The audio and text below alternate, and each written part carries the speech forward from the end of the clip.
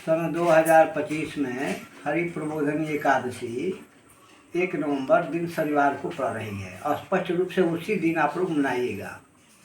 किसी के भ्रमित करने पर आप लोग तिथि का बदलाव मत कीजिएगा, नहीं तो उसका कोई फल प्राप्त नहीं होगा। 1 नवंबर को हरि प्रबोधनी एकादशी और तुलसी विवाह का जो प्रकरण आता है, जिसका बहुत बड़ा जीवन में पुण्य होता है तुलसी विवाह करने का, तो एकादशी तिथि से लेकर के और पूर्णिमा पर्यंत तक करने का विधान है। अतः इस वर्ष जो तुलसी विवाह का नक्षत्र यानी वैवाहिक नक्षत्र में ही तुलसी विवाह करना सर्वश्रेष्ठ माना जाता है। तो तिथि द्वादशी दिन रविवार को 1:58 दिन के बाद प्रारंभ हो रहा है।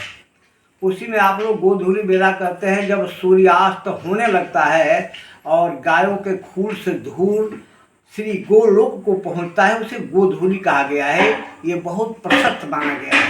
उस समय आप लोग विवाह संपन्न कर लें, या उसका एक निर्धारित समय होता है जो शाम 5:35 से शाम 6:53 तक है, उसमें आप लोग कर लें, या रात में भी आप लोग कर सकते हैं। तुलसी विवाह का कुछ पद्धतियां हैं, कुछ नियम हैं, कुछ सामग्री हैं। उन चीज़ों के अनुकूल करने पर उसका पूर्ण लाभ आप लोग प्राप्त कर पाएंगे। ऐसे जैसे तैसे लोग कर देते हैं, कोई विधि का पता नहीं होता है, विधि का ज्ञान नहीं होता है, जिससे उस विवाह का जो लाभ होता है जीवन में लोगों को नहीं प्राप्त हो पाता है। अतः उसकी मैं विधि संक्षिप्त रूप में बता दे रहा हूँ। तुलसी माँ का जो पौधा है, एक जगह रख देना चाहिए गमले में। उनके ऊपर लाल वस्त्र या कत्थई रंग का वस्त्र उड़ा देना चाहिए। उनके दाहिने साइड में एक चौकी पर जो 2-2.5 फीट की होती है या 1 फीट 1.5 फीट की होती है, उस पर पीला वस्त्र रख करके और श्री भगवान नारायण हरि जी का, विष्णु भगवान का स्वरूप रखना है। फोटो हो या मूर्ति हो, जो भी कुछ हो आप लोग रख दीजिएगा। एक बात का विशेष ध्यान रखना है कि न अर्पयेत अक्षतम विष्णु, जो सूत्र बताया गया है शास्त्रों में, विष्णु भगवान को अक्षत पर अष्टदल नहीं बनाया जाता है। उनके लिए तिल रख दीजिए, सफ़ेद तिल, या जौ पर उनको उस तस्वीर को रखिए।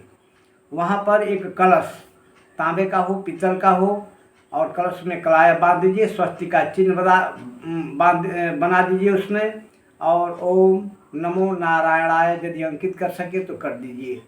और उसके बाद घी का दीपक जलाइए। कलश में थोड़ा दुर्वा, एक पूगी फल, एक सिक्का, चंदन, ये सब उसमें डाल दीजिए। उसके ऊपर आम का पल्लव रखें।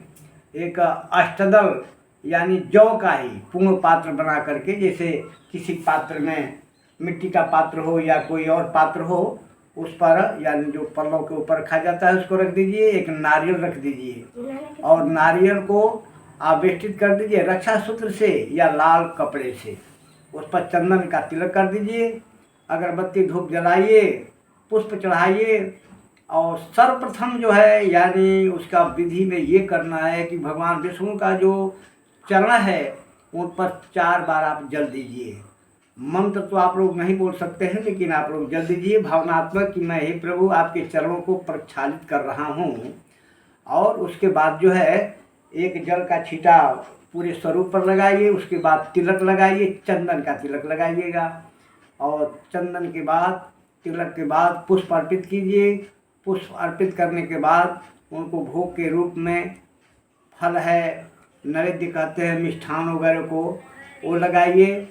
और भगवान से प्रार्थना कीजिए कि हे प्रभु आप तो सनातन सतत हैं, माँ भगवती लक्ष्मी तो आपकी आद्या शक्ति है, लेकिन फिर भी संसारिक रूप में जो विवाह करने का प्रकरण, उसका लाभ विधान बताया गया है।